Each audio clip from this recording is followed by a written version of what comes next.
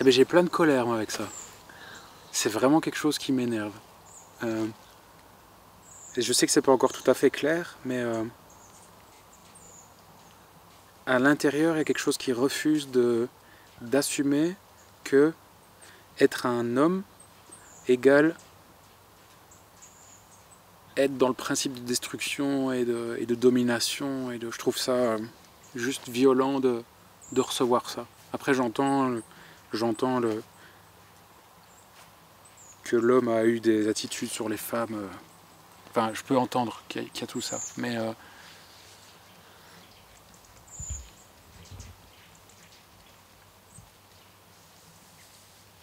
ah, c'est complexe. Hein. Pour moi, il y a masculin et féminin, il y a homme et femme. Et on fait souvent on colle souvent les deux. Et je trouve ça pas du tout juste. Et je pense pas que les combats qui ont été menés peuvent s'appeler féminisme. Ils auraient dû s'appeler feminisme. En tout cas, c'est pour moi des combats sur libérer la condition de la femme. Et ça n'a rien à voir avec le féminin, le principe féminin. Et donc, qu'on relie les deux, ça me fâche vraiment fort. Je trouve que c'est pas juste. Ben, pour moi, c'est de nouveau un lieu de tension, quoi. Parce qu'à la fois, je suis très sensible à la question qu'il y a vraiment une domination patriarcale, qu'on est quand même dans une société vraiment où voilà, les violences aux femmes témoignent encore d'une domination masculine qui est quand même extrême. Et alors je suis très sensible à cette vision d'un être humain déconnecté de la nature, mais aussi déconnecté de ses besoins, de son corps. Et donc avec cette réalité aujourd'hui où on invisibilise tous ceux qui prennent soin, que ce soit de la terre ou des corps ou des plus vulnérables, et que souvent c'est des femmes, et que donc on a encore toute cette, le fait que tous les métiers du soin soient sous-payés, que donc tous les métiers qui soit ont été dévalorisés parce que c'était des femmes, soit ont été remplis de femmes parce qu'ils étaient dévalorisés. Bon, ça c'est difficile à dire. Et à la fois, je suis sensible à cette intuition qu'il pourrait y avoir un lien particulier de la femme à la nature. Et c'est difficile de tenir les deux ensemble parce que j'ai envie de pouvoir me poser la question, qu'est-ce qui fait de moi quand même une femme?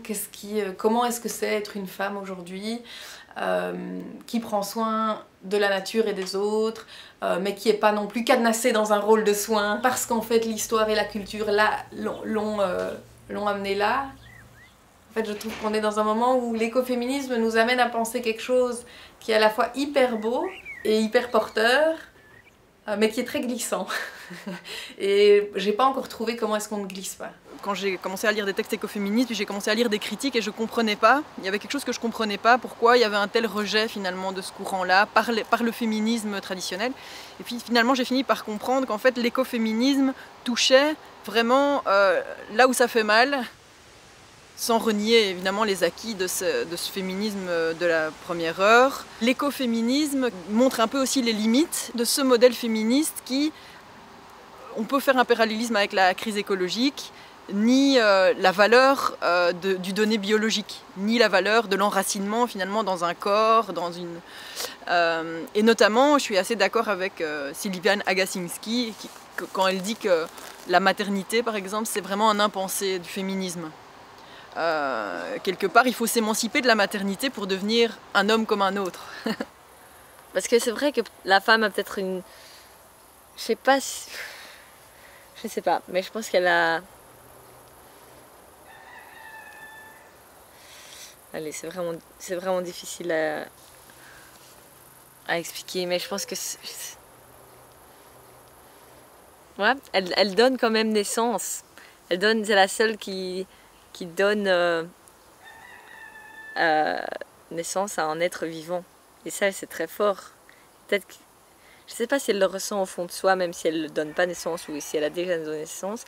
Est-ce que du coup, elle s'occupe différemment du monde aussi qui l'entoure? Est-ce qu'elle est plus sensible ou pas du tout?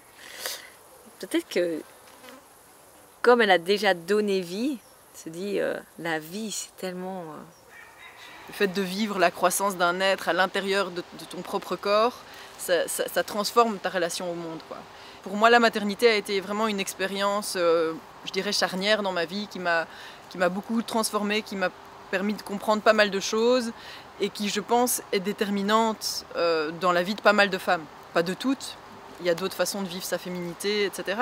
Mais de là à nier ce qui est quand même un donné relativement bien partagé à l'échelle de l'humanité et de l'histoire de l'humanité, avec finalement ce parallélisme qui est fait entre le féminin, la nature, la fécondité de la nature, la maternité. Le problème, c'est que quand on dit le féminin au cœur du changement et qu'on ne sait pas très bien si on parle de ces polarités ou des femmes, et qu'on fait un peu des deux, on peut se retrouver dans une idée de nouveau remettre les femmes dans leur féminin. Enfin, il y a beaucoup de confusion, je trouve, aujourd'hui, dans ces femmes et ces féminins. Qu'est-ce que c'est être femme?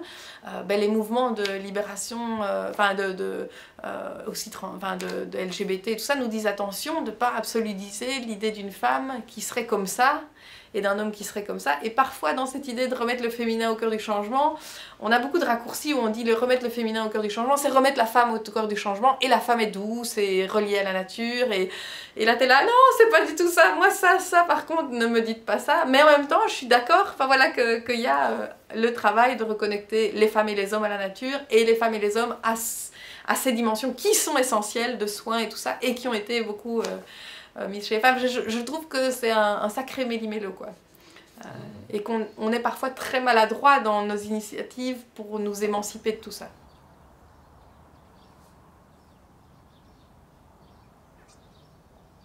Qu'on soit homme ou femme, on a incorporé et une dimension féminine et une dimension masculine, qui est une polarité,